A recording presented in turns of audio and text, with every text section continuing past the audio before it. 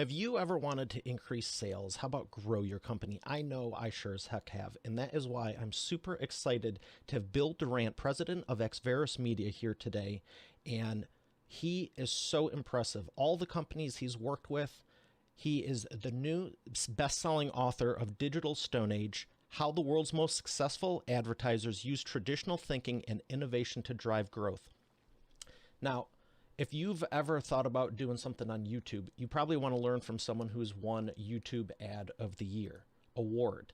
He's also a Harvard alumnus, and I am excited, and I'm going to cheat a little bit here because he's done so many cool things. He's worked with Coke, Masterclass, Bananos, Knicks, and I know I saw Nike on there too. I can't wait to have him up, so I'm just going to jump right in, thank our sponsor, and we'll be back with Bill Durant.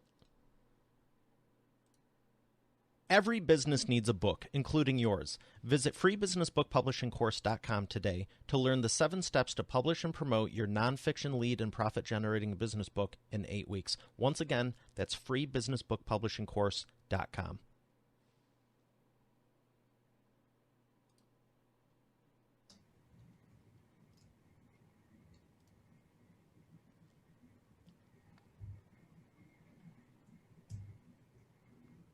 Here he is, ladies and gentlemen, Bill Durant. Bill, how are you feeling today? Feeling great. How are you? I'm doing excellent, and I'm excited to just jump right into.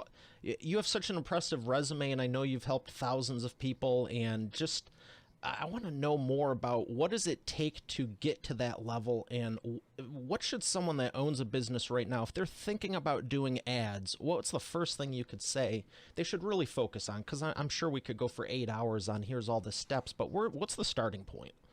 The starting point to a successful advertising strategy that grows a brand is actually to take a step back and have a better foundation.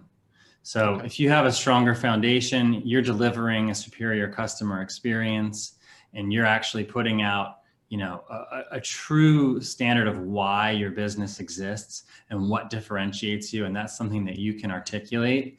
Then driving people to your business is going to be that much more impactful. So I always say start with the foundation, which often has nothing to do with paid advertising. And from there, use paid advertising like a megaphone. Do you have any steps as to how to establish that foundation? Yeah, well, I do think that there's a few elements of it. Some of them are more technical than others, like ensuring that you've got your digital space or your physical space in order, and really set up to thrive and to do business, to take orders if you're a business that does that online, to collect leads if you're a business that runs off of leads. Making sure that you've got your house in order technically and in a very rational way first is very important. But then I'll go back to that question of why. What is your business's why? And if you can articulate that to consumers and do that very succinctly, you're ultimately going to have a much greater conversion rate, and everything that you do from a marketing standpoint will be significantly more effective. So I think if you're starting off from the technical standpoint and making sure that users can actually find you, can actually do the things that you want them to do, and to learn the things that you want them to learn, to understand why it is that you exist, and make sure that they've got the opportunity to do that in a very succinct way where they're not having to work hard to understand what you do and why you do it, then that is like steps 1 and 2 right there. And you don't even have to worry about, hiring a fancy this or that, in terms of advertising, to make sure that everything that you do from that point forward is going to be significantly more effective. Now, when you're working with all these name brand companies, big name companies, well-known companies, whatever you want to call them, impressive companies, have you found that most of them struggle with this step, or do they have it dialed in that you don't really need to touch it, or does it really depend on the company? It does depend on the company, but typically we work with companies at Xveris, which is my agency. We work with companies that are, even if it's a Coca-Cola or a Walmart or a Post or a big organization, they've got startup brands, they've got younger brands within their portfolios, and that's who we tend to partner with. So typically what we found is that those are the brands that aren't as well established, and they're not going to run like a, perfectly well-oiled machine like the Coca-Cola brand or the Sprite brand or the big brands that we're all familiar with will. And I think for me, that's the most exciting and fulfilling part of it, is that you get to leverage what's worked in building these big brands, but what's also working in building modern brands, what's working in building startup brands and brands that from the very start have participated in the new economy, versus brands that have been around for 100 years. And I think it's an exciting challenge. And it's great when you have the opportunity to learn from others and build off of that, but to do that in a new way. So I was having this conversation last week with a couple author clients of mine, and it's interesting how you sell books nowadays because it's, majority online, with the keywords and everything versus the traditional way where you can do a PR tour and all these other things. And I think you should do both. That's just my professional publishing opinion. But I want to ask you about some of the companies because you mentioned the traditional brands that have been around 100 years. What are the advantages and disadvantages of these startup brands where you can do new things with them that may have not really worked for the other companies just because of the time where they were living in? Yeah, it is an exciting time, and watching how, and this is the most important part, how are consumers, how are the people that are buying from brands or buying from us, how are they shifting and evolving their behaviors? And there's a lot of exciting things happening, but then there's also a very big element of stasis. And a lot of the things that we used to do, we still do. Doesn't matter that COVID happened, although that accelerated a lot of change. And, from our standpoint, the most important thing is that a brand, has the foundation of what's worked for them and understands rather what has worked for them and done the research behind that, but then has the risk tolerance to try new things and to try new opportunities. Because what we've found is that the science is very, very, very clear. And this is when you kind of ladder it up to the biggest brand level, folks that are in the tens and hundreds of millions of dollars. And of course, beyond that point, is that you need to combine what's worked in the past, what's kind of traditional, so to speak, with new era tactics, which typically fall into the bucket of digital. And in combining those two ideas and not saying it's one versus the other, that's where people find the most success. And that's where startups and direct to consumer brands are finding the most success now. We've all heard of Casper and Chewy and all of these different online platforms that were direct to consumer brands. And they all grew based off of digital marketing channels, a lot of quote unquote new things, at least new to the last 10 or 15 years. But what they really needed to do was they could only get to a certain point from doing that. They needed to do was combine that with tactics that we consider to be traditional. Some folks even consider to be old-fashioned, which is television, regular old linear television, outdoor media, radio. You're still talking about the fastest way to accumulate reach in television, the most impactful way to reach someone in the context of their daily life with outdoor, and the highest reach of any media channel, which is radio, at least pre and post COVID. And it's funny to watch new startup brands learn what they need to borrow from the past. And it's, of course, equally as interesting and enjoyable to watch brands that have been around for a long time learn what they need to borrow from kind of what's happening now in the future, and ultimately finding the most success by not being rigid against one set of channels or strategies versus the other.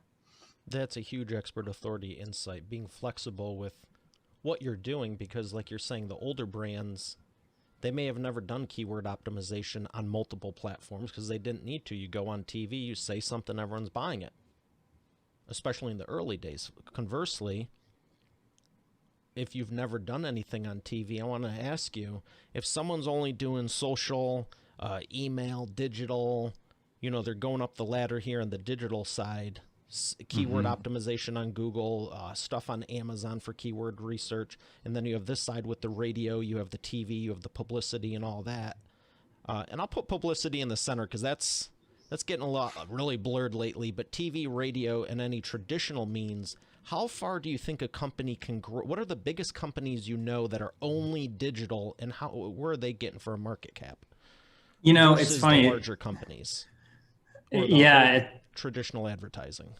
it's a great question. And, there are people that I think in our industry in advertising, there's this huge push towards everything digital. Mm-hmm. And, if you want to talk about traditional marketing channels or media channels, you're old fashioned and that's not going to catch headlines.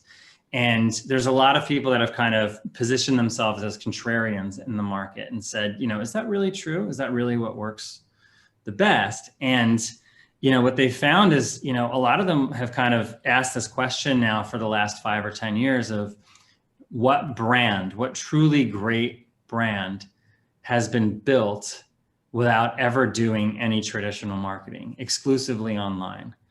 And I think for a long time, we really struggled to even have kind of stabs at brands that may have done that, and to even have guesses at brands that may have done that, because they just didn't exist.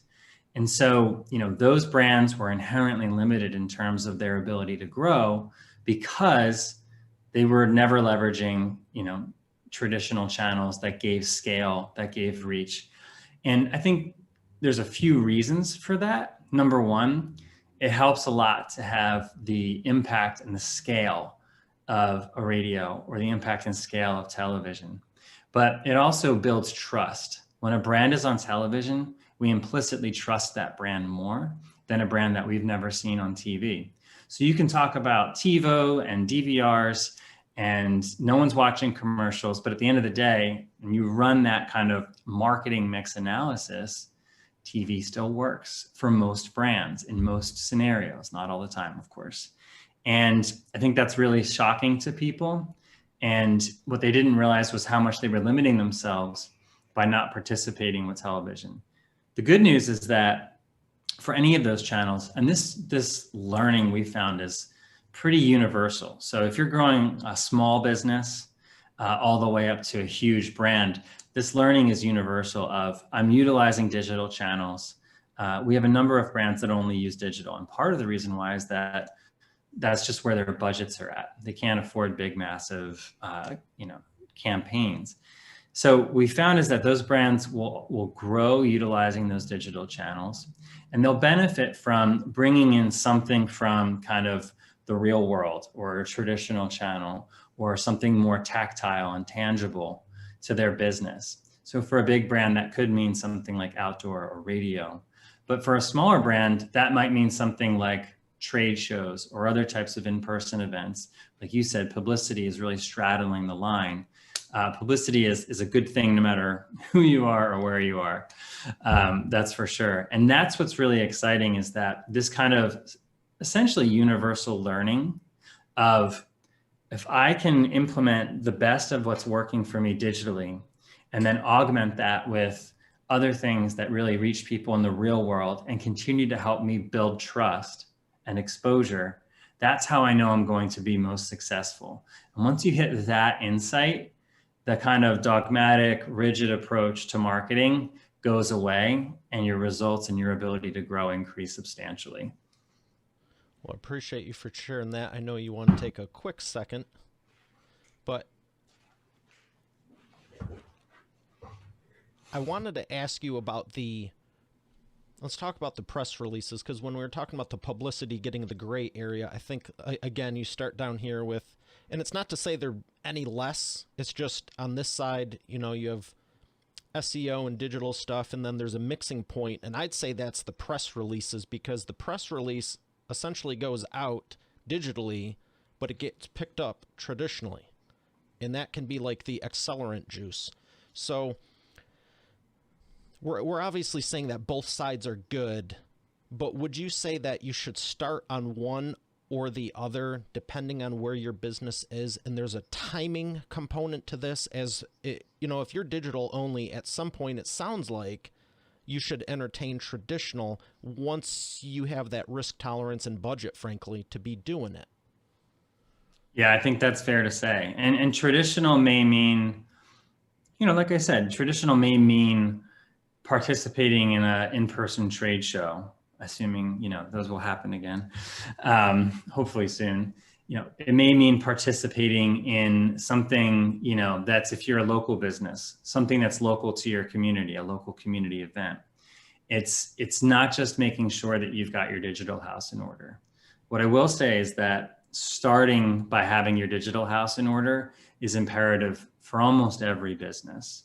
There's always going to be a few businesses that are kind of more geographically based, located in the physical world, and aren't really as serviced by digital marketing channels, but they're very few and far between. They are the exception, not the rule. And so you need to have your... Do any come to mind for you for expert authority world? Like, do you even have a handful of those types? Because I know they're out there. They're out there. It's more of like, what is something that is an add-on to another experience that I'm not pre-planning, that I'm not searching for, something that becomes kind of part of another experience. So, let's use like the simplest, most basic, terrible way of explaining this, which is I'm at Disney World and it rains at Disney World all the time. I'm planning my whole trip to Disney World, everything about it, but I'm not planning on buying a poncho. Eventually, I'm going to see those storm clouds, and if I'm about to enter the park, I'm going to buy a poncho from the nearest CVS or the nearest person who's selling that. Yeah, or at the park, they're on sale for $100. Yeah, there you go. So I'm looking at something that's not really a pre-planned exercise, that I'm not, looking up even while I'm on the way, while I've got that need. And so those needs are very few and far between now. For the most part, we're doing our research, and at the very least, we're searching for something that we need, even if it wasn't a planned need, and putting that into Google. So if you don't have your digital house in order first as your foundation, it's going to be a lot harder for you to get business.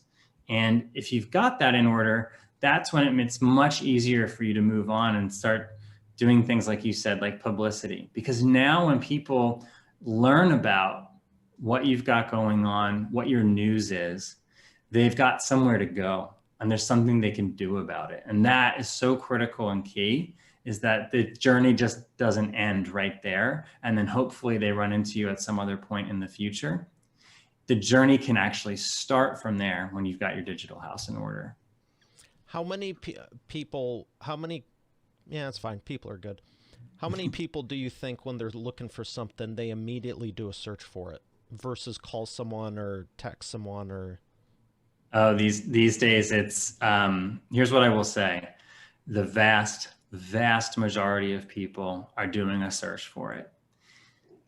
The most powerful touch point, however, is when they are having that interpersonal conversation with someone and get that recommendation or that idea or that lead. That is far and away the most powerful way. So, we've got... Whether it's on the phone or a text, they're probably going to say, I'll shoot you the info. I'll just text it to you. Right? Exactly. And think about how many times that's happened to you. And that 7 times out of 10, you just went straight to whatever product was recommended. And the other, 2 to 3 times, you at least very carefully considered it, which is all most businesses can ask for.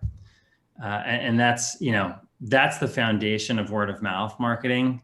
And, really the best way to generate word of mouth marketing isn't to kind of pursue people who can help you there.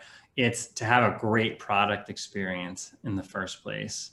If you've got, again, that foundation or a great product experience, and you make it easy for people to find you, find what you do and why you do it, everything else that you do cascades from there, substantially more success. You're sharing so much good information here. I so appreciate it. And it's just strengthening the case about the digital, because I've had that debate with people. They're like, well, I don't really search stuff out. I just ask for recommendations. I'm like, what's step two? You're either driving and you're on the phone because you're being safe, or you're texting. In both scenarios, they say, well, I'll just text you the info either way, which is a digital medium because you're going to the website to check it out. So I love that you're talking about that, because I know you've done a lot with both. And I think it's vital to bridge that gap, because there's people who only specialize in one or the other. And it's why I asked early on, because yeah, if you're doing TV ads, guess who hates keywords? And if you're doing keywords, guess who hates TV ads? And I never really saw it that way. I personally always saw it as, if you have the budget, do both. However, to take out a Super Bowl commercial the week you launch, probably not the smartest thing, even if you can afford it. Yeah, well, we're definitely aligned. And that's really the central thesis of the book that I've written, which is called Digital Stone Age, which is really that we are living in a digital age, but, these tactics and these ideas and concepts that modern marketers consider to be Stone Age, quote unquote, are actually just as effective, actually in some cases more effective now with the rise of digital, because there's more you can do about it when you're exposed to something that you see in a kind of traditional environment. And so understanding that duality is really important. But even if you're just thinking about things from a purely digital standpoint for budget or for any other reason, or you're just an exclusively digitally based business, there's actually another element within that, which is, what am I communicating to people when I'm reaching them? Am I constantly asking them for their information if it's a lead-based business? Am I constantly asking them to shop now or buy now if I'm selling something online? Am I constantly asking them to do something right away? Or am I blending messages of motion right now with messages around who my brand is, what we stand for, why we exist, what we believe, things that we call brand equity? And that's the other area that needs to be balanced, is even if you've got an exclusively digital marketing mix, you need to be consistently reaching people with messages that share who your brand is and what it stands for. And you need to be reaching them with messages around buy now, do this action, do whatever it is that you're trying to get them to do. And the folks that kind of overemphasize, and they almost always overemphasize on the act now message, they're missing an opportunity to not only drive some sales or drive conversions right now, but they're missing the opportunity to do that in the future, a week, a month, a year from now, by building brand equity. So one of the things that we like to say is all media is performance media, because even if you're not asking somebody to do something immediately, you're still finding out that you can drive a sale through a brand equity message. And it doesn't have to be Nike with Colin Kaepernick and, something that's, divisive and powerful and meaningful and costs, a couple $1 million to put together. It just needs to be something that shares who you are, what you stand for, so that then when they see the message that says shop now or buy now, they already know you, and they maybe even trust you a little bit, and they understand you, and they want to do more research, or they want to buy you or fill out that lead generation form that you've asked them to fill out. And that's what's also really important for marketers to get. And that also is universal. How you're communicating to people is just as important, if not more important, than where you're communicating to people. That's another great expert authority insight, because like you're saying, a lot of stuff you can do the immediacy, the sense of urgency, buy today, this weekend only, all that stuff. And that's great for a short-term burst. But if that's all you're doing constantly, the year goes by, you got 52 weeks of 1 week sales, versus even going slowly, you're building up that brand. And, maybe they don't buy today. That's great. I'll be here in 6 months. I'll be here in 12 months. Watch this. Because I think at some point people get sick of the, this week only, until next week, when it's the same ad with one word change. You know what I mean? It's like, people aren't stupid. And if you're selling to people who are, maybe that's saying something too. We have this, we would joke. So our office is located on the Hollywood Walk of Fame. So, we have beautiful views of the Hollywood Hills and everything LA is known for, but we also have the whole kind of overdone tourist scene as well. And every week when we first started, we would all go across the street to the everything is $10 store, where the 10 was crossed out and it said $5 every week, because it was constantly reaching tourists who were looking over there, and oh, everything's on sale, everything's half price. But we knew that everything was $5 all year long, and it didn't matter. And it was like such a great way of pointing out exactly the point that you just made. Oh, that's hilarious. I used to work at Best Buy, and I'll never forget the Black Friday season. Everything, the DVDs were $11.99, $12.99 all year, and people were tearing apart the bins. You go in to buy 2 or 3, they're leaving with 15 because they were $9.99. So you go in to spend $30, you walk out $300 later for what? Because you screwed them over, huh? You saved your money. Yeah. It's a whole other thing. That's hilarious. I kind of want to go there and check that out now. I didn't know that, but I've been there. How did you get into this? Clearly you're successful with it, but what's the backstory on it? I got very lucky that I went to a great university. I went to Villanova, and we don't just do basketball. It's in school. It's known for accounting, finance, and marketing, which is what I studied.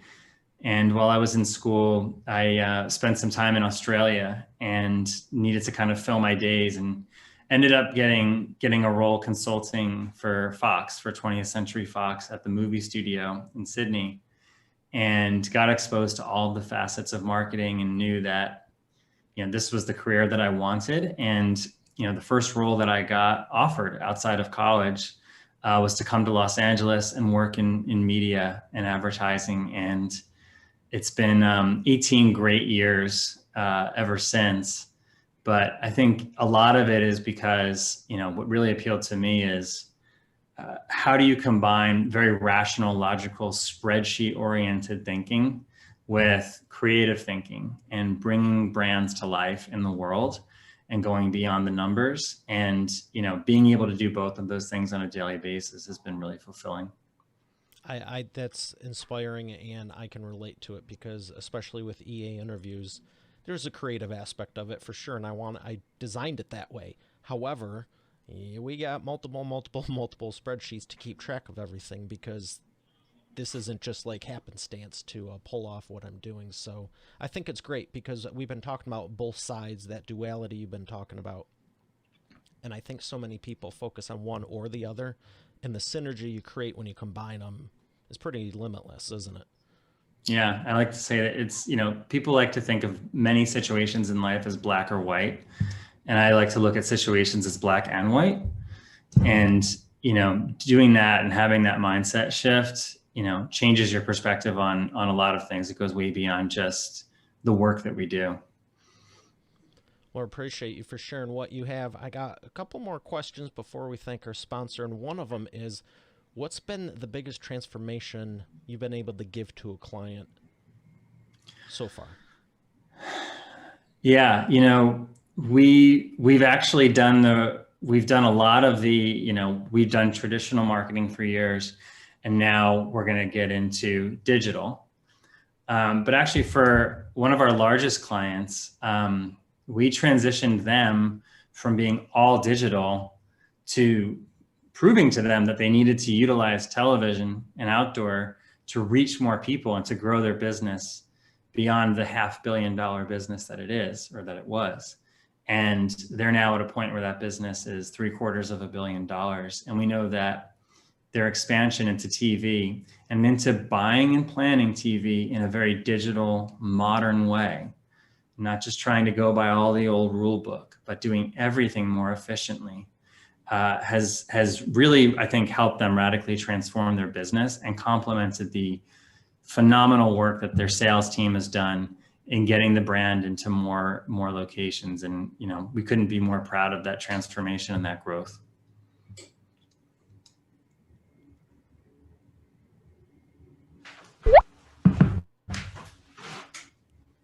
Nick and Steve. Well, that's inspiring to hear, just, helping them increase a $250 million. That's not too bad. I want to ask you about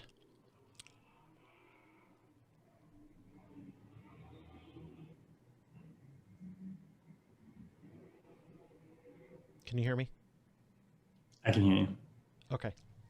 So after increasing a company like that, do you search them out or do they find you?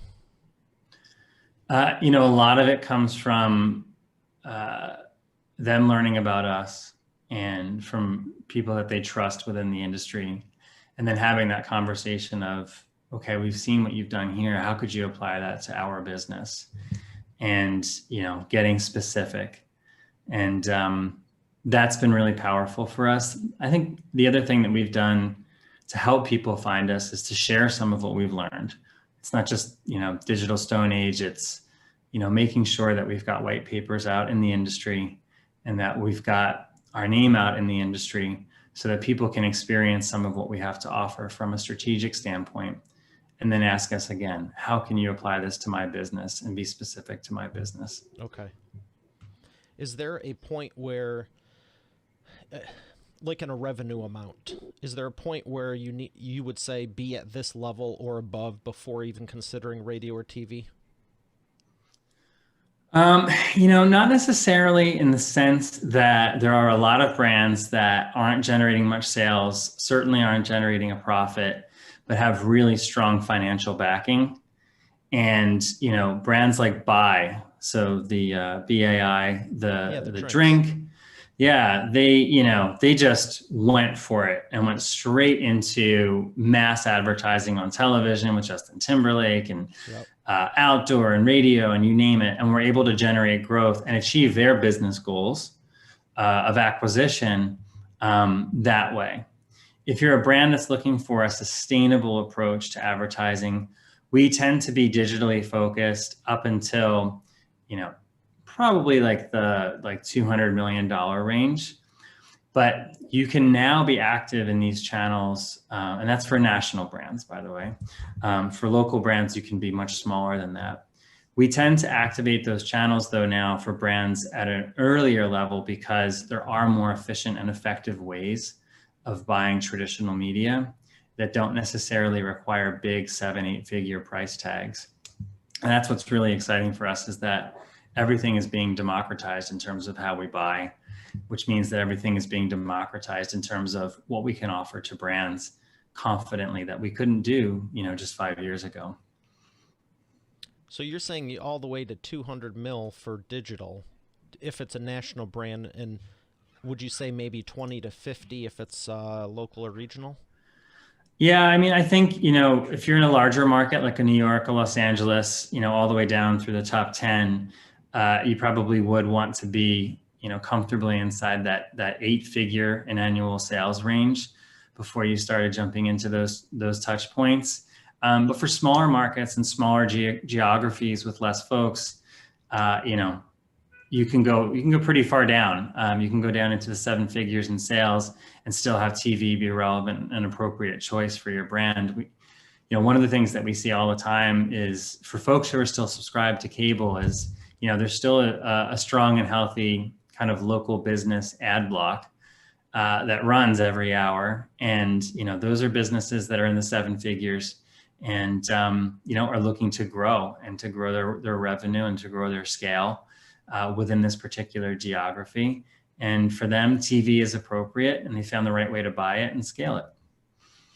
Yeah, because to your point, if someone is still, if they haven't cut the cord yet, they're loyal. They're probably going to buy something because they're all, they're sticking around. Yeah, it's interesting because we have to act on both the fact that people are cutting the cord, and we have to act on the fact that there's still plenty of people who have not yet cut the cord or may never. And, those are going to be two different cohorts that you reach in different ways with different mindsets and approaches to buying. And they're going to respond differently to your business or brand depending upon what you offer. And understanding them is a really core part of what we have to do now. I think most wouldn't think about it, but that's a very niche, special advantage that you can take. I love that you're talking about all the nuances of all this because it really does depend. There's no one size fits all for any of this. So thank you for sharing specifically. I got one more question before we thank our sponsor, and it involves the wheel of whatever. So you get to pick yellow or black. Ooh, that's a decent one. That's a decent one. I like yellow. Yellow. All right. This one. See how that works? So your question is, you do all this stuff online. What do you like to do offline? I'm an avid soccer fan and soccer player. So go to soccer matches whenever I can, whenever they're being held. So go Galaxy. And I play as well here in Los Angeles. And yeah, I would say that if you ask my wife, that probably fills up most of my free time right now. Excellent. Well, appreciate you for sharing that and all the information. We're going to thank our sponsor and come back for the imperfect action round.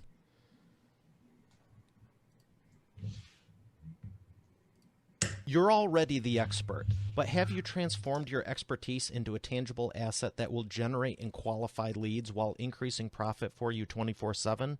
And if so, how well are you promoting it? With the Expert Authority Effect publishing method, it's easier and faster than ever. Visit freebusinessbookpublishingcourse.com today to learn the 7 steps to publish and promote your nonfiction lead and profit generating business book in 8 weeks. Visit freebusinessbookpublishingcourse.com to get started now. Once again, that's freebusinessbookpublishingcourse.com.